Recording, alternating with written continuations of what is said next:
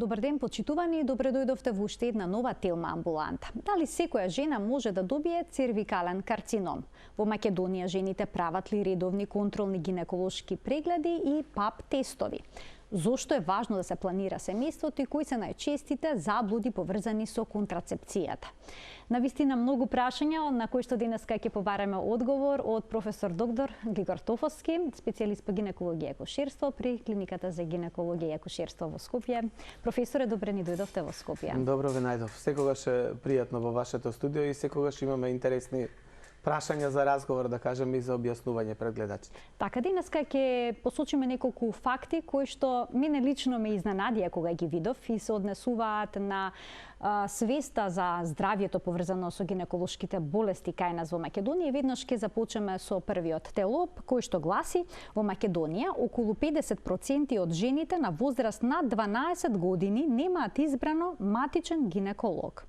Што значи ова, професоре? Дали повеќето жени во Македонија одат кај својот гинеколог само доколку имаат здравствен проблем или пак некои се соочени со неможност за посета на гинеколог бидејќи во нивната општина нема матични гинеколози? Па од се по нешто, да кажеме. Јас баш би сакал на оваа интересна тема ќе ја надоврзам и со некои други активности кои што ги правиме во меѓувреме. Во суштина би требало секоја жена да има матичен гинеколог, од причина да биде блиску до нејзе, значи да е блиску во околината, во општината каде што живее, да ги прави редовните, пред се превентивните прегледи, кои што всушност, знаете сите, превенцијата е многу подобро нешто да се спречи или да се открие во рана фаза, отколку да се открие подоцна, кога веќе или потешко се лечи, или некогаш се работи за неизлечива болест со смртни последици. Конкретно, да кажеме, оваа бројка е поразителна, за жал таа многу години перзистира. Жените имаат право на избор да одберат матичен гинеколог, меѓутоа не се никако условени да тоа го направат и они најчесто не го одбираат матичниот гинеколог. Има во оваа категорија еден дел од жените кои што одат и на приватен лекар, значи на приватен гинеколог, кој што нема договор со Фондот за здравствено осигурување. Меѓутоа јас мислам дека најголем дел од овие жени е всушност недостатокот здравствената едукација, значи на самите жени. Они мислат дека или кога се млади дека не може да се разболат, дека тоа е болест која што нив не ги тангира во тој момент, меѓутоа тогаш ако почне треба со време да се спречи. Некогаш мислат дека ако завршиле со репродукција, ги родиле децата, они веќе немаат потреба никаква од гинеколог. Значи такви случаи гледаме секојдневно и во Скопје за жал, и во помалите места, и во руралните средини. Јас вика не сум била на гинеколог од кога се породив. Кога било тоа? Пред 30 години. Значи тука фали тој дел на здравствената едукација и трето веројатно фали да во сите општини, значи ние имаме една голема бројка на гинеколози во Македонија, меѓутоа таа не е адекватно географски, да кажеме, распределена и имаме дел од општините во Македонија каде што воопшто не постои матичен гинеколог. И тука треба да се најде начин како на тие жени да им се пристапи, да смисли начин и фондот и министерството, па и ние како гинеколози, да кажеме, за да дојдеме поблиску до жените, да некој начин и да ги едуцираме и да им овозможиме да ги направат потребните анализи. На која возраст треба да се прави контролниот преглед поврзан со ПАП тестот, односно со анализата на клетките на грлото на матката, кои што може да бидат променети и да водат кон карцином? Па вака, пошто се тоа процедури нели што се прават на грлото на матката, кое што се наоѓа внатре во вагината, тоа се прави сите овие прегледи, да кажеме, гинеколошки за цервикалниот карцином, се прават од кога жената ќе стане сексуално активна, значи од кога ќе има сексуални односи. Тоа не мора да е одма онако ќе почне, иако препораката најчесто е во, да кажем, повисоко развиените земји, да секоја една женска особа која што ќе почне со сексуални односи се обрати кај својот гинеколог, прво за да побара можда заштита за да нема несакана бременост, значи за контрацепција, и второ за да се информира за текот на прегледите, односно да кажеме редовните рутински прегледи кои што би требала да ги прави поднатака. Тука во овие земји спаѓа не само ПАП брисот, многу често кај тие така наречени постари, значи адолесценти, значи постари малолетници, да кажеме над 16 години, веќе и Светската здравствена организација масовно апелира да се прави тестирање и за хламидија, која што е причинител кој не дава многу симптоми кај жените, меѓутоа подоцна може да влијае на нивната способност за да останат бремени, односно за инфертилитетот. А што е со повозрасната категорија на жени кои што велат дека тие не се сексуално активни и сметаат дека немаат потреба од еден ваков тест? Па треба да се работи на едукацијата, како да кажам. Значи, пред малку го дискутиравме и тој случај. Веројатно треба државата да најде некаков начин, ако веќе се бориме да има матичен општи лекар, значи матичен семеен лекар, да и тој влијае на жените или на некој начин на кој треба и да ги услови да има начин да се евидентира. Значи ние сите брисеви папови што се земаат се евидентираат компјутерски, барем од јавното здравство во системите кои што ги има државата. Да оние кои што не биле во последните 3 години, значи тука има различен тип на скрининг да кажеме. Значи тие што се помлади сексуално активни, пап брисот би требало да се прави можеби еднаш годишно, меѓутоа како одминува возраста веќе кај 40-тите години, ако таа има 3 негативни пап бриса, во тој случај може пап брисот да се прави и на 3 години. Значи прогресијата на вирусот многу често прво и основно да кажеме цервикалниот карцином, значи во најголем број од случаевите, преку 99% случаи е предизвикувач хуман папилома вирусот и тоа неговите ризични форми, значи он има високоризични и бенигни форми. Бенигните даваат само израстоци кондиломи, додека овие високоризичните даваат се причинител за цервикалниот карцином, меѓутоа можат да се причинители за карциноми кај мажите и карциноми на други делови кај што има слузница која се трансформира во телото на човекот. Меѓутоа тие типови да се бркат, да кажам на некој начин да се откриет, за да може да се добие соодветен третман. Тука има мала промена и во светот, и кај нас веќе, да кажам, чука на врата, е дека пап тестот има своја голема, значи, можност да биде некогаш лажно негативен, дури некаде околу 20% од случаевите, и за тоа се преоѓа на скрининг метода, тоа се вика ХПВ типизација, значи да се типизира дали постои, значи тоа се прави на посебен начин со генетски испитувања, да се потврди или негира отсуството на вирусот, и во тој случај, ако се потврди присуството на вирусот, во тој случај се превзимаат понатамошни анализи. Доколку го нема вирусот, онда во тој случај, значи, веќе немаме предвижување, односно шанса за цервикален карцином. Значи, тоа е метода што е многу поточна од пап брисот. За жал, сега е во моментов нешто по, да кажам, скапа, меѓутоа ќе дојдат веројатно времињата кога тоа ќе стане рутинска анализа. Да. Ајде да погледнеме уште еден резултат од истражувањата кај нас, кој што вели дека само 6,5% од вкупната женска популација на возраст од 46 до 61 година одговориле на поканите од Центарот за јавно здравје да направат бесплатен пап тест и цитолошки анализирани тестови. Ова е навистина многу низок процент. Дали е таков и кај другите возрастни групи, кај помладите? Па вака, ова се да го подобјасна малце зашто таа група и зашто тие бројки. Значи, матичните гинеколози кои што би требало да се на прва линија, да кажеме, на откривање на овие болести превентивни, добиваат задача од фондот или од Министерството за здравство, ова е конкретно од Министерството за здравство, да во поедина возрастна категорија, значи во тек на таа година упатат покани, ги поканат жените и тие да дојдат да направат брисеви. Како што гледате, одзивот е исклучително низок и за жал имаме ситуации кај што едни жени на пример одат пречесто на земање на брисеви, значи кај што нема потреба, они се исплашени, можда и исто така тоа е недостаток на здравствена едукација, додека од друга страна други жени не идат воопшто. Тој начин на информирање на жените и на добивање на оваа здравствена услуга мора некако државата да најде начин да го регулира, да го стимулира, некако да најде начин како за сите други превентивни, да кажеме, активности.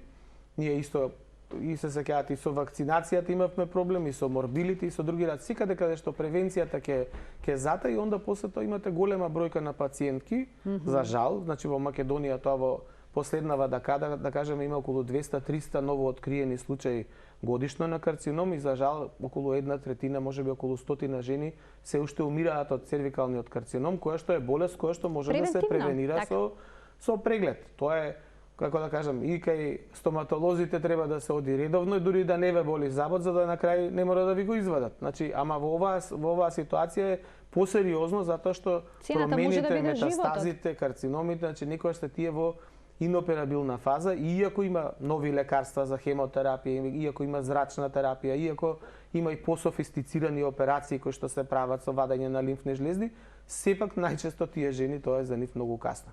А истата работа, фатена на време порано, може со едноставна, да кажам, операција, дали со интервенција, дали со операција, да се заврши и сите да бидат среќни и весели после тоа. Тука би сакал да потенцирам дека од тие причини, всушност, и ние се поврзавме, сега ќе ги кажам и кои се и сите учесници, и тоа е Министерството за здравство, Популациониот фонд на Обединети нации, значи Сдруженијето на гинеколози и обстетричари на Македонија, Универзитетската клиника за гинекологија и акушерство и Црвениот крст како, да кажам, соучесник во пронаоѓање на пациентките, всушност да обезбедивме две мобилни возила, две мобилни гинеколошки клиники, кои што одат директно према пациентките, на претходно, значи, кои што се информирани за постоењето на клиниките, од страна на Црвениот крст и од страна на семејните лекари, во точно определено време, на точно определена локација и ги вршат овие превентивни прегледи. Во тие прегледи одат лекар, гинеколог и сестра и возач нормално и се обавуваат на локации што поблиску до оние жени кои што, да кажеме, немаат можност за ваков тип на немаат преглед можност или на пример има еден матичен гинеколог, а општината на пример они си имаат свој лимит од 4-5 илјади пациенти кои што може да ги обскрбат, да кажеме, со здравствена заштита, а во општината има 15.000 жени, значи он не може ни физички да постигне. А да не зборуваме за оние општини, дали се 9 или 13, каде што воопшто нема матичен гинеколог. Значи, тука мора, доколку државата не најде начин да обезбеди гинеколог, мора сепак и ние како здравствени работници, еве со подршка и од меѓународните организации, да најдеме начин да им помогнеме на овие жени да добијат оваа здравствена услуга. Овие мобилни гинеколошки амбулантни возила, со што се опремени? Каков се преглед жените може да добијат? Тие од старт се, значи, така скроени, тие се стартно амбулантни возила, како нормално амбулантно возило, меѓутоа се подоцна опремени со гинеколошки стол, кај што пациентката може да седне, да се прегледа, да се изврши преглед вагинален под спекулум, да се направи ултразвук, да се земе пап бриз, да се земе бриз за ХПВ типизација или за сексуално преносливи болести, значи ги нуди сите оние услуги кои што би можела да ги добие во една, да кажам, фиксна ординација. Предноста на овие е што всушност тие се мобилни и по договор може да отидат на било која локација. Оваа акција, да кажам, оваа активност која што би требало, ако сме ние сите паметни во државата, да продолжи и понатака, отпочна сега во декември и, да пример, беше во Свети Николе, беше во Градско, беше во Лозово, беше во Чашка, беше во Брвеница. Видете се, тоа е исто теренска работа. Значи, вие одите на терен и се пријавуваат 50 жени, колку што еве Црвениот крст или, да кажеме, општината ги информира тие сакаат или не биле одамна и се. После тоа поминува една недела, ви одите на лице место, после се пријавуваат уште 100 жени, па после уште 200, па на крај доаѓате бројка од 300. Значи, тоа е на некој начин исто приближување на здравствената едукација према населението. При тоа ние искористивме оваа прилика да во исто време ги делиме брошурите, имаме специјално спремени брошури кои што се однесуваат за превенцијата на гинеколошките карциноми, меѓутоа и за антенаталните прегледи кај трудниците, кои се оние, да кажам, најосновните прегледи кои што треба да ги изврши трудницата, кои се најчестите симптоми што ќе укажат дека таа треба да се јави на лекар. Значи, тука исто така многу треба да се работи, затоа што и трудниците, ако дојдат порано во болница, може да се фатат на време и да поминат лесно, да кажеме, да имаат успешна бременост. Доколку дојдат касно, и тука се појавуваат исто така смртни случаи понекогаш. Меѓутоа, промоцијата оди понатака на промовирање на да кажем, на превенцијата од родово базираното насилство. Значи, да знаат каде да се пријават, во кои социјални служби, да бидат упатени во центрите, кај што имаме 3 центри во Македонија за жртви на сексуално насилство, доколку има и такво. И последното нешто за кое што и ја не знаев, ама го откривме во тек на сите овие ангажмани, дека всушност со последниот закон за здравствена заштита и пациентките кои што немаат здравствено осигурување, има сега формулар кој што може да го пополнат во амбулантното возило, да се однесе тој до подрачната единица понатака на фондот и тие сите да добијат здравствено осигурување кое што ќе ги покрие во целост овие прегледи и нивното функционирање понатака. Која возрастна група на жени најчесто доаѓа на прегледите во мобилната гинеколошка амбуланта? Па најчесто до сега доаѓаат повозрастните жени. Сепак тие можда се мислеле дали да дојдат, биле порано пред години. Например, јас кога бев во амбулантата, пошто и јас одам со таа амбуланта, имаше жени што не биле по 30, по 20 години на преглед. Една пациентка дојде со се ќерка, која што пациентката имаше 70 години, ќерка и 40 години, од која е родила на ќерката, воопшто не била на гинеколог, не и требало да оди, она така се решила, меѓутоа сепак взаемно, да кажам, се стимулирали и двете дојдоа на преглед. Она сепак таа категорија, пошто збориме за возрастна категорија, таа категорија предоминира во овие мобилни клиники. Меѓутоа сега почнавме ние да работиме на терен, да ги мобилизираме и помладите да доаѓаат, и тоа на начин кој што ќе правиме здравствени едукации и во средните училишта, значи лекарите гинеколози ќе одат во средните училишта, ќе го промовираат фактички овој концепт на мобилна клиника, меѓутоа ќе промовираат и заштитата од сексуално преносливи болести и од несакана бременост. Контрацепција. Така да тоа ќе биде направено, да кажам, на еден интерактивен начин во помали групи од по 20 на ученици, каде што ќе има и нагледни средства, кај што ќе има и, да кажеме, игри и сценарија, кај што они ќе треба да ги дадат. Така, многу е важен начинот на кој што ќе се пристапи и нормално информацијата за да може на најдобар начин да стигне до нив. Апсолутно, апсолутно. Видете, тоа е за многу теми можеме јас и ти секогаш да начнеме. Тој кој ќе би влегли во сексуалното образование, да кажеме, што е толку е оспорувано сега во последно време од определени групи и малце на некој начин е дефокусирано од реалното влијание на сексуалното образование. Сексуално образование е секогаш, да кажеме, поврзано со возрастната категорија. Значи, вие не може на мало дете да му објасните се за сексот, вие ќе му објасните еден дел, па како тоа ќе расте во друга возрастна категорија, ќе му објасните друг дел од сексуалното образование, па во трет дел. И многу е битно колку се они, да кажеме, рецептивни за одредени работи. Значи, мора да ги примат на прав начин, за да ги восприемат на прав начин. Мора вие да им ги дадете така сервирани, за да они може да ги разберат и да им, да кажем, понатака, да им се олесни животот и сексуалноста и да кажеме, превенцијата да почне уште од порани години. Што порано толку подобро, да ги вклучиме гледачите во денешната Телма амбуланта на телефонскиот број 3076 677. Професоре, резултатите кога ќе ги добијат пациентките што ги посетиле овие амбуланти, како потоа им се даваат, доаѓаат по известно време, им се испраќаат на домашна адреса, доколку е потребно понатаму нешто да се преземе, ќе морат ли да имаат нивен матичен гинеколог? Да, за сега ние тоа, да кажем, ги искористивме умешно ресурсите што ги има Министерството за здравство. Само за скрининг? Па моментално, да кажеме, скринингот е резултатот кој што го добиваат со задршка, да кажеме, затоа што тој треба да оди во цитолошката амбуланта на Универзитетската клиника за гинекологија и акушерство, да се прегледа под микроскоп, да се обои и на крај да се добие валиден резултат. Останатиот дел од прегледот, значи ултразвучниот, вагиналниот преглед, они го добиваат извештајот веднаш. Значи, овие мобилни клиники се опремени со преносни компјутери, значи поврзани се со интернет и функционираат како посебни амбуланти во склоп на Универзитетската клиника. Значи, како мобилна амбуланта 1, мобилна амбуланта 2. Значи, сите прегледи кои што се прават во амбулантите, се како вие, да пример, да отидете во некоја друга амбуланта и да ве заведат преку системот Мој термин. Преку Мој термин им се издаваат и упати и така после тоа резултатите, да кажам, ги знаеме ние по пациентките, по матичен број после.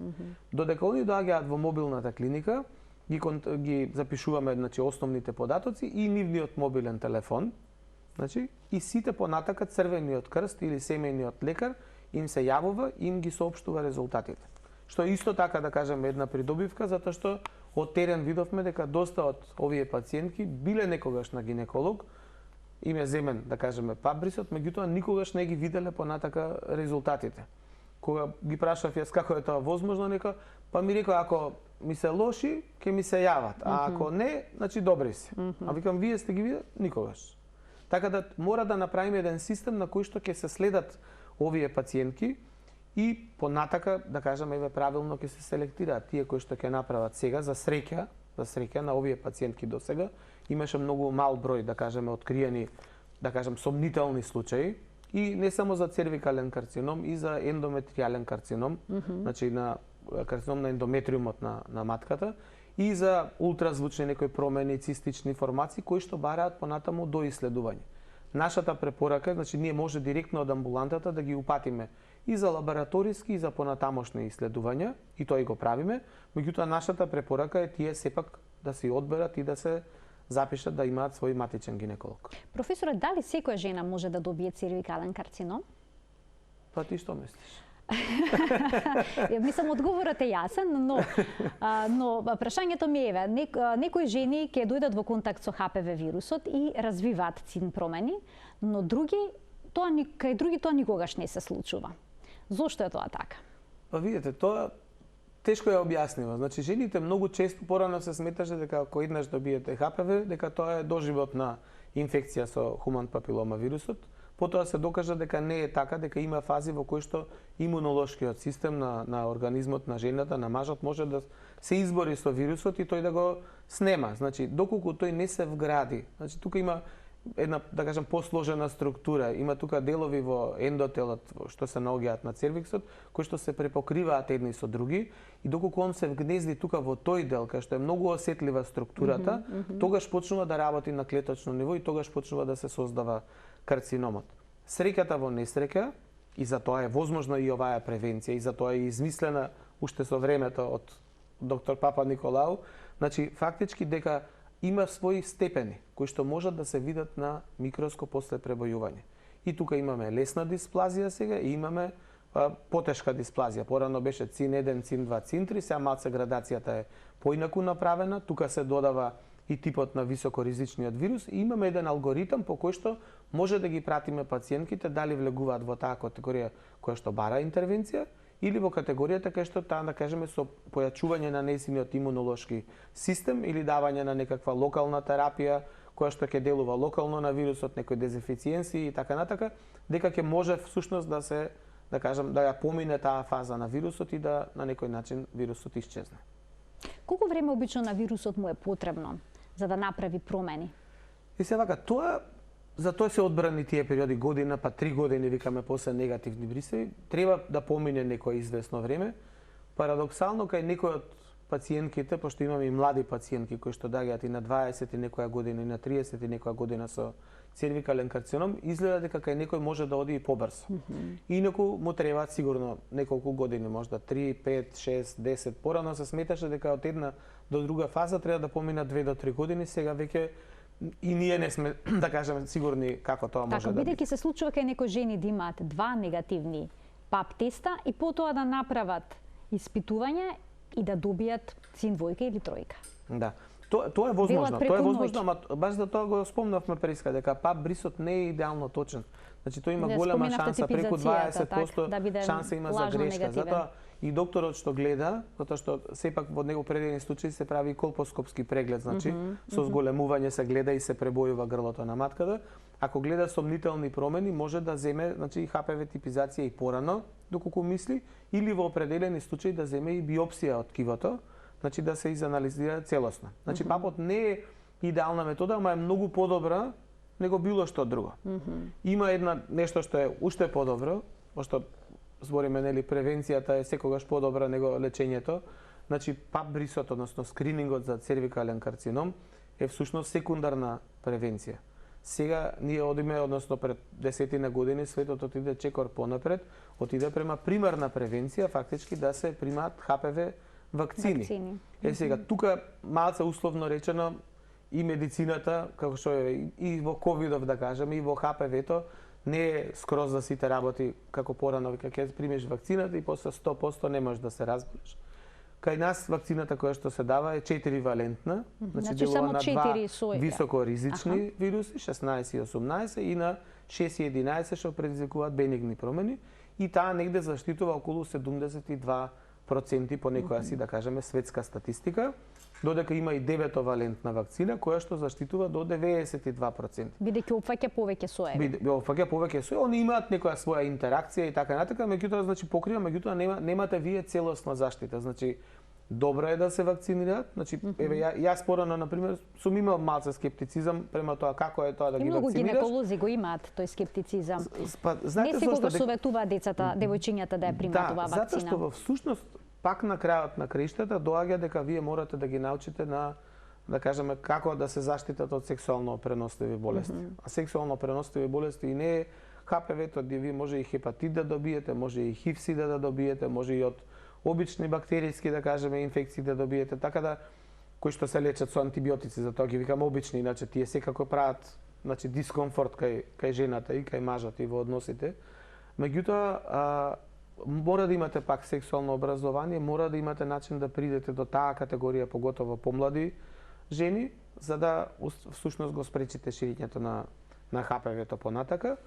Сега со тек на времето вакцината се покажа релативно безбедна и се надевам дека наскоро и ова што е поефикасна ќе дојде во Македонија и дека ќе се вакцинираат се поголем број на девојчиња и на жени. Тоа по правило треба по препораките да се даде од 12 години и нека да оди до 26 години, најдобро доколку нема контакт со хуман папилома вирусот, меѓутоа некогаш и дури и да има, може да го бустерира, да кажеме, имунолошкиот одговор. Меѓутоа, она што е интересно, како и за се останато во животот, има две страни.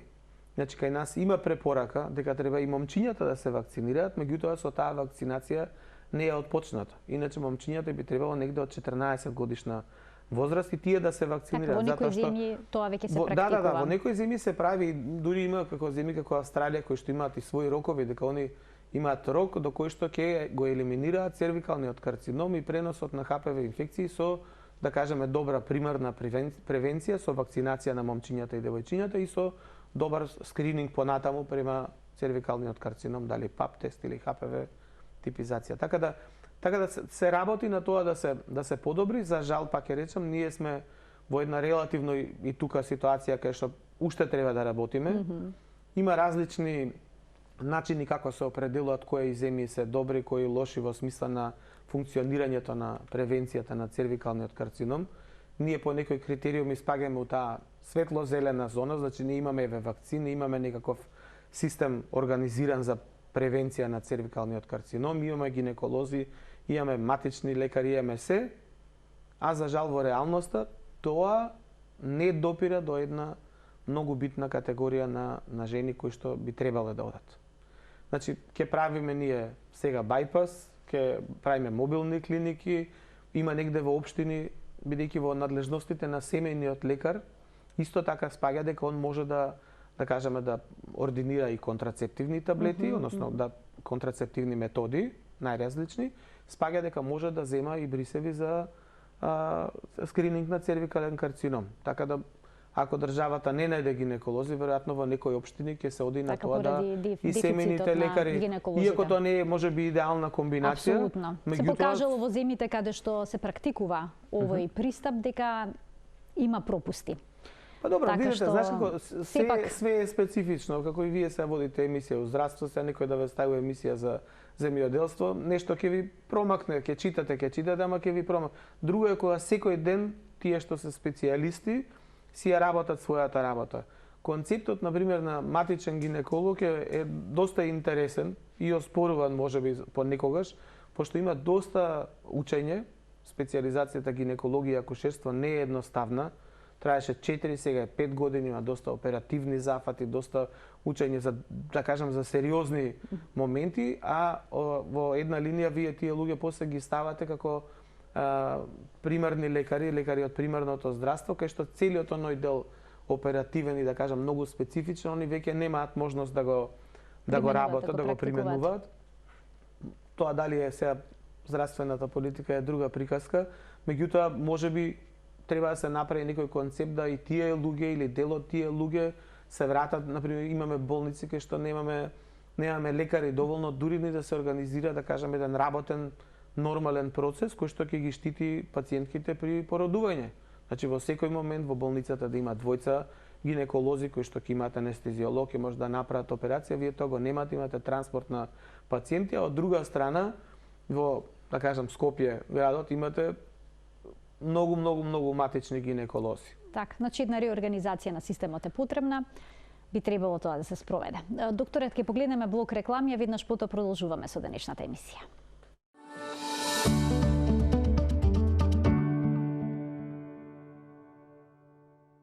Продолжува денешната телма амбуланта професор доктор Григор Тофовски, специјалист по гинекологија и акушерство од Универзитетската клиника за гинекологија и акушерство е гостин во студиото. Во вториот дел од емисијата ќе проговориме за најчестите заблуди поврзани со контрацепцијата. Исто така, контрацепцијата е исклучително важен дел од здравјето, потоа планирањето на семејството и слично, како кај адолесцентите, така и кај возрастните. Па ќе започнеме, докторе, веднаш со првата заблуда или вистина, еве сега вие со првата дилема која што ќе разрешите, која што вели дека хормонските таблети имаат сериозни последици по здравјето пред се на жените. Дали е ова точно, бидејќи многу жени се скептични? Дали треба да земат хормонска терапија како контрацепција или не? Сега па да спрашам ти што мислиш. Значи, па има ризици. Она што прочита велат дека се зголемува ризикот за појава на карцином на дојка. Па да, ама многу малку, се може од тука ќе почнеме, па ќе се вратиме назад.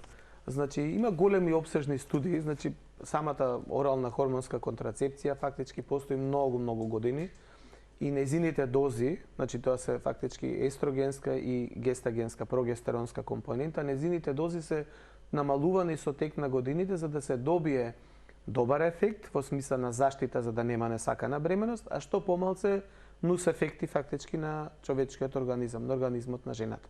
И тоа е толку прилагодено што денешните контрацептиви малтене немаат никакви проблеми. Они во почетокот на примената осеќаат малце сите пациентки, некоја сепак тоа внесувате хормонот надвор, меѓутоа после со тек на времето, како со секој друг лек, се привикнувате и вие и вашето тело.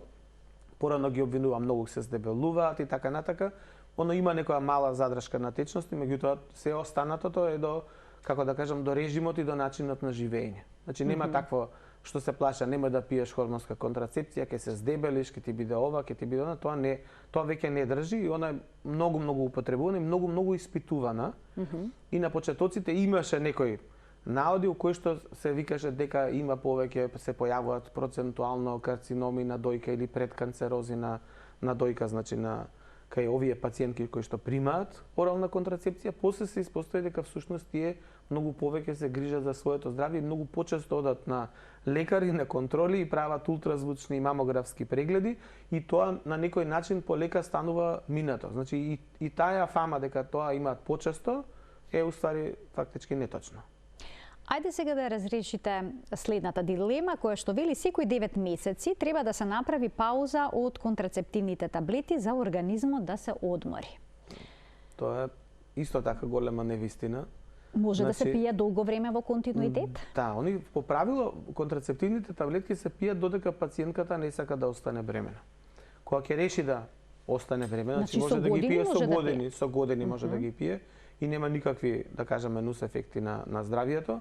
И кога ќе реши да ги прекине, веднаш веќе од следниот месец може да проба и може да остане бремена. Значи, они имаат, може да се вратиме и на почетоците да им разјасниме на гледачите. Значи, планирање на семејството е, да кажеме, една придобивка од модерното време, да вие имате дете кога сакате, значи со точно временски, да кажем, размак меѓу децата, да имате толку деца колку што сакате, и на некој начин да си го планирате сопствениот живот како индивидуа и како жена, меѓутоа и, да кажеме, брачниот живот.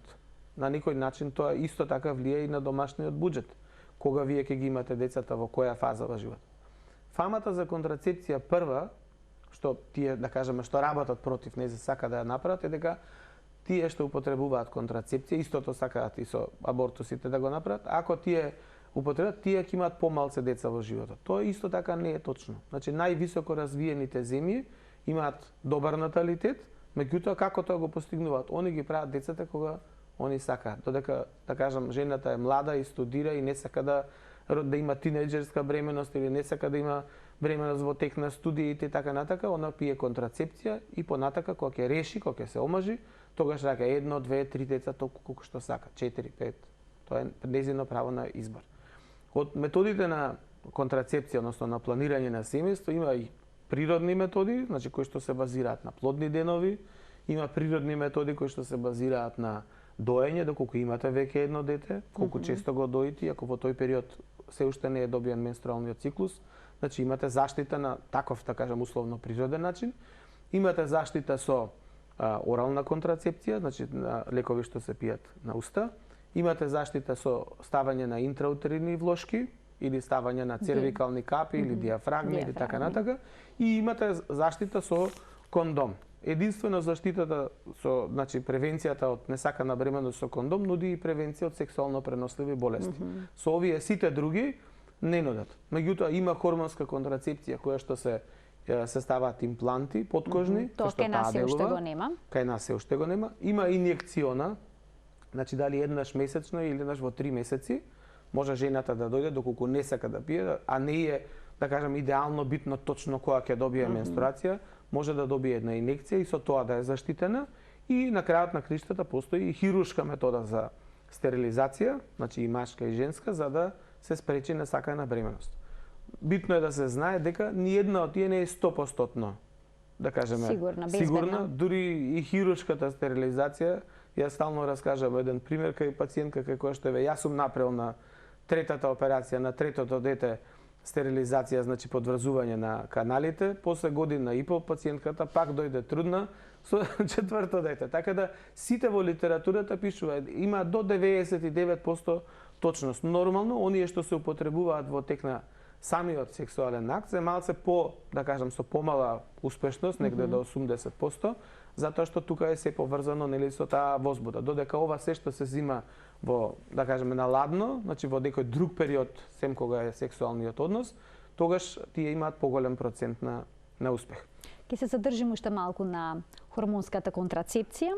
Следната дилема која што професорот ке ни ја разреши поврзана со таблетите ден потоа. И вели, таблетите ден потоа не се контрацептивно средство. Ова е всушност итна контрацепција, ако не се лажам. Да, тоа е итна контрацепција, тоа се таблетите ден потоа. Значи, може ли да се смета за контрацептивно средство или не? Па тоа би требало инцидентно само да се употребува, значи баш во тие случаи кога ќе се сомневаме, кога имаме незаштитени сексуални односи, тогаш тоа не е метод за контрацепција што би требало редовно да се применува, затоа што и тој има своји несакани ефекти и во смисла на реметење на менструалниот циклус и на некој начин е неприроден за организмот. Постои ли ризикот некаква тромбоза кај жената ако земе хормон во толкава количина? Не. Сега, значи компонентите на итната контрацепција има различно, но што е кај нас е левоноргестрел, значи тие се гестагени, да кажеме, тие се во друга категорија спаѓаат и нема тука такви ризици. Меѓутоа сепак тоа го, како да кажам, го менува функционирањето на нормалниот менструален циклус, нормалното функционирање на таа оска кој што имаме хормонска од, да кажам, мозокот према јајниците и така на.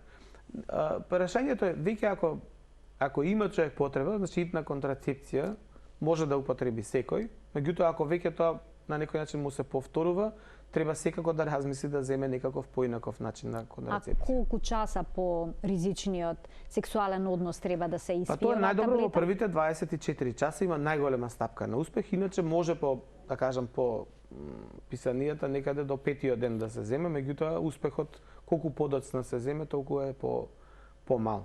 Нормално се зависи од кога е денот кога бил тој, да кажам, ризичен сексуален однос. Следната дилема се однесува на спиралите и гласи: интраутерината спирала може да ја користат само жените што родиле. Па тоа у начело, значи вака, може да ја користат сите, тоа зависи од димензиите на самите интраутерини влошки. Генерално има тие мини интраутерини влошки, значи тоа спирала е едно народско име, значи ова е интраутерина, се става во внатрешноста на утерусот, на матката. И тие ги има различни типови, значи ги има кои што се, да кажам, со хормони внатре, значи со исто гестагена компонента која што има и додатно влијание хормонско на самиот ендометриум. Тие некогаш се користат и не само за контрацепција, некогаш се користат и кај пациентки кои што имаат обилни крварења или кај што има некои промени на ендометриумот што треба да се третираат. И додека имаме овие другите, да кажам, првите измислени, кај што се одржат и делови од некои елементи, како што е бакарната спирала и сега има и со сребро и со златна спирала и така натака, меѓутоа суштината е таа и механички и малце локално влијае на ендометриумот, да тој е нерецептивен за бременоста и така заштитува. Претежно оваа метода, пошто таа не штити од сексуално преносливи болести, се препорачува да ја користат оние кои што имаат редовен сексуален партнер, значи кај што да кажам се сигурни, обично и тие ја користат, да не употребуваат кондоми, да не пијат орална контрацепција, значи тогаш во тој случај можат да стават интраутерина влошка и да ја користат редом. А овие кај помладите не ја препорачуваме толку многу, иако постојат таа мини варијанти кои што може да ја употребуваат. Вела дека мед со две острици, дека може да се повреди матката и слично. Какви се вашите искуства? Па видете се дека за се што ќе земете во животот може да имате позитивни и негативни ефекти. Негативните се исклучително малку на број. Значи секогаш постои шанса да се направи перфорација на матката, секогаш постои шанса да има инфекција. И таа не е 100% сигурна метода, некогаш сме имале ние и бременности и поред спиралата, да кажам, па да се случи да се сепак се вгнезди бебето и да порасне во утеросот и да се породи со спиралата после заедно и така. Меѓутоа тоа се анегдотални случаи, се многу малку на број. Да, жените имаат одреден дискомфорт, значи малце како непријатност при аплицирањето и во првите денови од кога е поставена спиралата, меѓутоа генерално многу добро ја толерираат. Уствари е многу битно за секоја жена, односно за секој пар, да се одбере адекватниот метод за планирање на семејството. Да се они проценат што е двајцата да се согласни, тачно. Тоа што ќе они ќе го одберат како најдобар метод, пошто сега и во денешно време има многу опции, може за се и се што да прочитате. Тука малце пациентките, односно паровите, некогаш доаѓаат во една заблуда, ама најдобро е да отидат кај својот гинеколог, па матичен или нематичен 세едно, и да си ги разјаснат дилемите. Може да ја слушате и емисија, ама тука нема за све да објасниме. Ќе се потрудиме. Да го слушнеме. Кратко ни е времето денес. Да се потрудиме, да, денеска за жал немаме доволно време, да го слушнеме прашањето на гледачот. Добар ден. Добар ден. Повелете. Поздрав до водителката и до докторот. Ви благодарам. Прашањето ми е, јас сум жена на 52 години и сум веќе во климактериум. Имам 25 години раничка на грлото на матката. Сега прашањето ми е, дали таа раничка ќе се исуши постепено, пошто веќе немам менструален циклус, или е подобро да се оде на гинеколог да се изгоре ласерски? Така, ви благодарам за вклучувањето во програма. Раничката на грлото на матката исто чест проблем кај жените, релативно. Да, да кажем ова е народска терминологија раничка на грлото на матката. Значи треба прво да се види тоа, ја претпоставувам пациентката била на гинеколог, значи ако е земен пап брисот, ако е земена ХПВ типизација, во тој случај ако нема некакви назнаки за цервикален карцином, тоа може само да се следи низ тек на годините и нема ништо да предизвика понатака. Значи има начин. Доколку таа, да кажеме, се зголемува, ја менува структурата, тоа што го зборевме, може да се направи колпоскопски преглед и доколку треба може да се земе биопсија од истата. Инаку како одат годините, тоа во некоја друга емисија ќе разговараме и за менопаузата и за немањето на менструации, фактички утерусот се намалува и сите структури, некојаш и пациентките и со ранички, и со миоми, и со било какви промени што имаат и во ендометриумот и обилни крварења, кога ќе едноставно таа оска почне да функционира на поинаков начин, со губењето на менструацијата се намалуваат и гениталните органи. Значи и јајниците не се така јадри, големи, полни со фоликули, него стануваат мали, скврчени како лешничиња, да кажеме. И матката исто така се намалува. Меѓутоа суштината е, пак ќе го повторам тоа, доколку пациентката, значи ние сакаме да превенираме од најлошите консеквенции, од најлошите нешта кои што може да се случат. Ако има редовно взимано пабрис и е негативен и ХПВ типизација негативна, може само да оди на контроли еднаш во 3 години, чисто за да ја следи понатака процедурата. Професоре, јас ви благодарам за вашето гостување во денешната Телма амбуланта. Секако останува простор да гостувате повторно и да дадете одговор на сето она што беше предвидено за денеска. Ќе ве очекуваме повторно во студиото на Телма. Ви благодарам многу, со задоволство ќе дојдам. Почитувани, ова спеше се во денешната емисија. Се гледаме секој работен ден на Телма во 12:45, кога заедно учиме за нашето здравје. До гледање.